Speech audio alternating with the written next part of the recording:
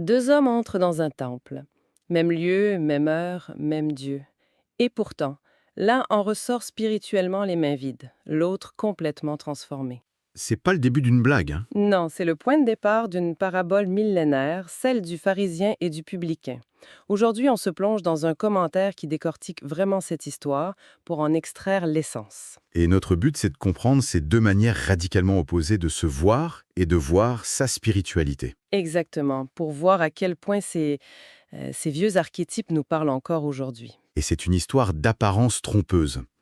Parce qu'en surface, on a le citoyen modèle, le pharisien, respecté, un pilier de la communauté. Et de l'autre, le paria. Le paria, voilà. Le publicain, un collecteur d'impôts, synonyme de corruption. Tout le monde aurait parié sur le premier. Et pourtant, posture intérieure, tu vois, dans le paysage secret du cœur de chacun. Alors, allons-y, plongeons dans ce paysage. Commençons par celui qui a priori tout pour lui, le pharisien. D'accord? Le texte le décrit priant en lui-même. Déjà, cette petite phrase, elle est très révélatrice. Ah oui, il ne prie pas Dieu, il se prie lui-même en quelque sorte. C'est un peu ça. Sa prière, c'est un véritable CV spirituel. Ô Dieu, je te rends grâce de ce que je ne suis pas comme le reste des hommes. Il se compare, c'est la première chose qu'il fait. Oui. Et il continue. Je jeûne 2 fois la semaine, je donne la dîme de tous mes revenus. C'est une liste de ses accomplissements. Il se définit par opposition aux autres. Ce qui est fascinant, c'est que techniquement, tout ce qu'il dit est sûrement vrai. Il jeûnait vraiment, il donnait la dîme. Le problème, c'est pas les actions, C'est la motivation. c'est la motivation. Le texte analyse ça comme une religion qui, je cite, ne touche pas l'âme. C'est de la performance. Il a construit sa propre justice, un système de points, quoi. C'est une spiritualité de la comparaison. Tout à fait. Et la conséquence, elle est double. Non seulement il méprise les autres, mais le texte nous dit qu'il s'en retourne chez lui privé de la bénédiction divine. Son adoration, c'était juste un miroir où il admirait son propre reflet. Une religion qui ne touche pas l'âme. Ça me fait penser à quelqu'un qui collectionnerait des livres de grands chefs, qui connaîtrait toutes les recettes par cœur. Oui, je vois l'image. Les temps de cuisson, les ingrédients, mais qui ne cuisinerait jamais. Il a toute la connaissance, mais il n'y a jamais le goût, la saveur. L'expérience, C'est une image parfaite. Le pharisien a coché toutes les cases, mais il n'y a pas de nourriture spirituelle. Juste la satisfaction d'avoir bien suivi les règles. Il est enfermé dans ce que le texte appelle une armure de propre justice. et cette armure, si elle le protège de la critique, elle l'isole complètement de la grâce. Absolument. Et aujourd'hui, bon, on parle plus de pharisiens, mais cet archétype, il est partout, sur les réseaux sociaux par exemple. Ah oui, Cette prière « Je ne suis pas comme les autres », c'est le sous-texte de tellement de publications. Regardez ma vie parfaite, mes vacances, ma réussite. c'est la même mécanique de comparaison et d'autojustification. La technologie change, mais la nature du cœur, elle, reste la même. C'est ça. Et c'est là que la caméra de la parabole, si on peut dire, pivote complètement. Oui, dans l'autre coin du temple.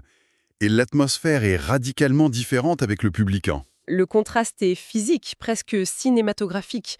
Le texte dit qu'il se tient à distance. Il n'ose même pas lever les yeux au ciel. Pas de liste de mérite, pas de comparaison. Au contraire, il se frappe la poitrine, un geste de deuil, de contrition, et sa prière est d'une simplicité désarmante. Ô Dieu, sois apaisé envers moi qui suis un pécheur. C'est tout. 6 ou 7 mots qui changent tout. Et c'est lui qui, contre toute attente, rentre chez lui justifié. Il ne se compare à personne, il est seul face à Dieu. Et là, il n'a rien à présenter d'autre que sa propre misère. Son échec. Son échec, voilà. Son unique espoir, nous dit le texte, c'est l'amour immérité de Dieu. En fait, il arrive les mains vides. Et c'est ça le point de départ. Il faut admettre qu'on n'a rien à offrir pour pouvoir tout recevoir. Attends, quand le texte dit qu'il rentre justifié, qu'est-ce que ça veut dire concrètement? Que ses péchés sont effacés. C'est plus complexe que ça, non? C'est une excellente question, parce que c'est un mot-clé. Être justifié ici, ça veut dire être remis dans une relation juste avec Dieu. Ce n'est pas juste une annulation de dette, c'est un verdict. D'accord. C'est comme si, au tribunal divin, il était déclaré quitte, non pas parce qu'il est innocent, il vient de plaider coupable, mais parce qu'il a fait appel à la miséricorde du juge. Et le juge a accepté, alors que le pharisien, lui, a tenté de plaider sa propre cause avec ses preuves, et il a perdu. Exactement. Et là, ça devient vraiment intéressant parce que le commentaire ne s'arrête pas là. Il présente la parabole comme l'illustration d'un motif qui traverse toute l'histoire. Oui, en remontant jusqu'au tout premier frère, Caïn et Abel. Le texte établit un parallèle direct. Oui, le pharisien et le publicain sont présentés comme les descendants spirituels de Caïn et Abel. On pense souvent au meurtre, mais le texte nous ramène à ce qui s'est passé avant, l'offrande. C'est vrai, qu'est-ce qui n'allait pas avec son offrande? Il apporte les fruits de son travail, ça semble bien, non? Ben oui, en apparence, rien de mal, mais le problème c'était l'attitude de son cœur. Caïn, comme le pharisien, il offre le produit de son travail, de sa réussite. Ça dit « regarde ce que j'ai fait ». Il se croyait juste. Il n'a pas reconnu son besoin de pardon. Voilà. Alors qu'Abel, en offrant un animal en sacrifice, reconnaissait symboliquement qu'une vie devait être donnée pour couvrir sa faute. Comme le publicain, il s'est présenté en pécheur qui a besoin de la grâce. C'est la même dynamique. L'un s'appuie sur ses mérites, l'autre sur la miséricorde. Toujours.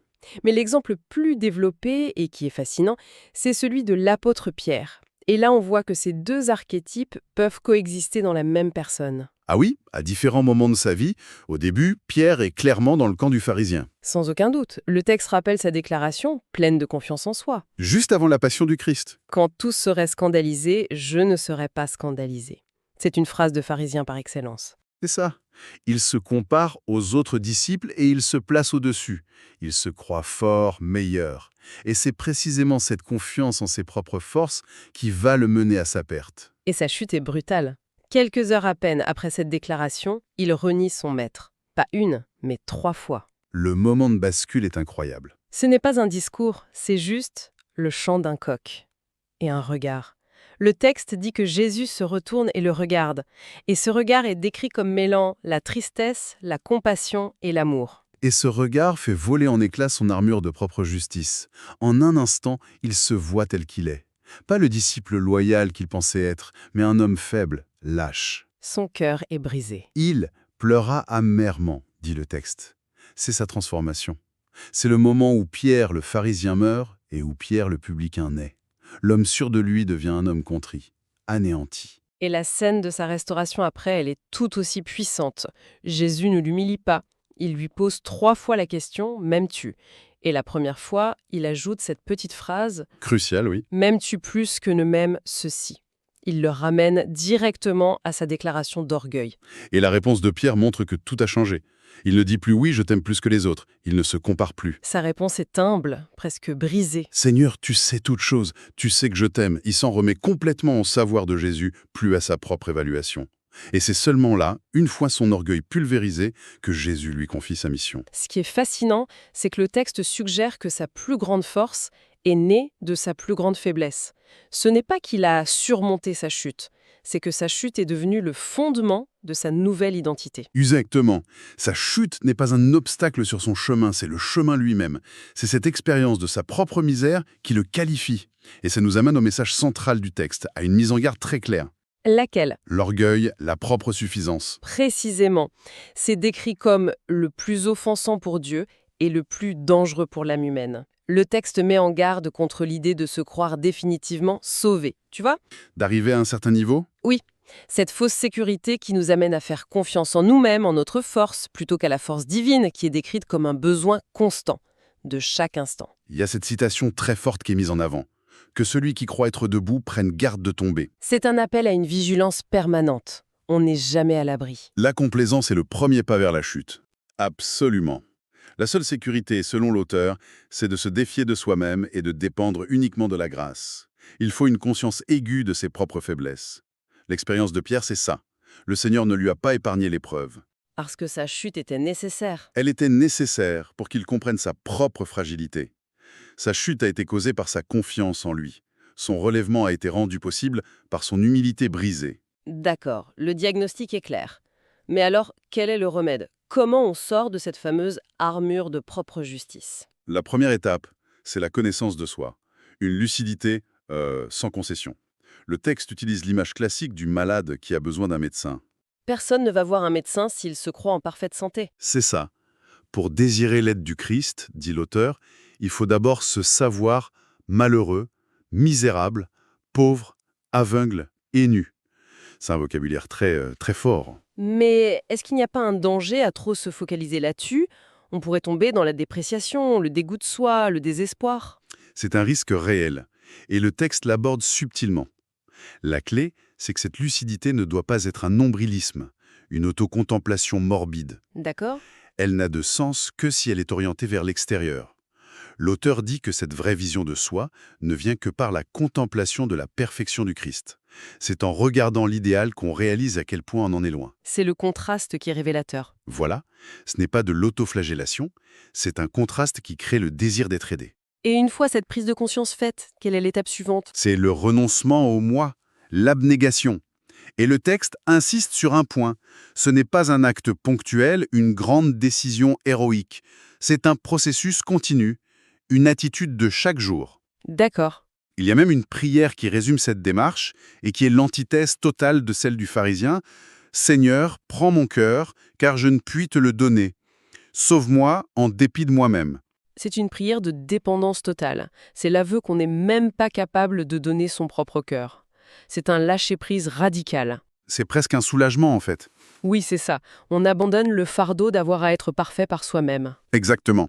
Et cette dépendance est présentée non pas comme une contrainte, mais comme la source d'une joie véritable. Et ça approfondit constamment la repentance. Plus on s'approche de Jésus, dit le texte, plus on saisit la gravité de ses propres manquements. Et moins on est enclin à l'orgueil. Du coup, on arrive à cette conclusion paradoxale. Les personnes que le ciel reconnaît comme saintes sont, je cite, les dernières à faire parade de leur bonté.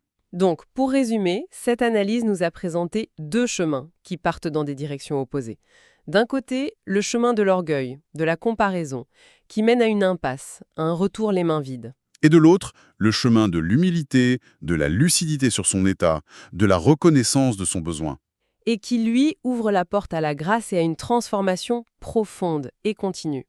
C'est la grande leçon de la parabole, amplifiée par les exemples de Caïn, d'Abel et surtout de Pierre. Le texte se conclut sur cette loi spirituelle. Quiconque s'élèvera sera abaissé et quiconque s'abaissera sera élevé. Ce qui laisse une dernière pensée à méditer. Oui, le texte affirme que l'amour rédempteur peut élever un pécheur repentant à un statut même supérieur à celui des anges, qui n'ont jamais chuté.